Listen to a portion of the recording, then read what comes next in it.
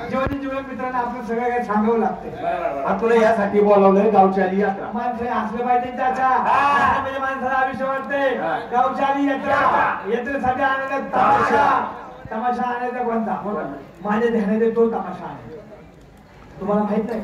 अरे त्या घरात राष्ट्रपती सुवर्ण पदक 3 वेळेस मिळाले. जुन्या मुलीचा 5 पिढीचा तमाशा आहे. राष्ट्रपती सुवर्ण पदक विजेत्या विठाबाई भाऊमंग नाणेगावकर हा तमाशा आपल्या गावाला घेऊन येला. अरे पुणे जिल्ह्याचा तमाशा आहे. जुन्नर तालुक्याचा तमाशा आहे. शिवजन्मभूमीचा तमाशा आहे. बरोबर आहे मित्रांनो.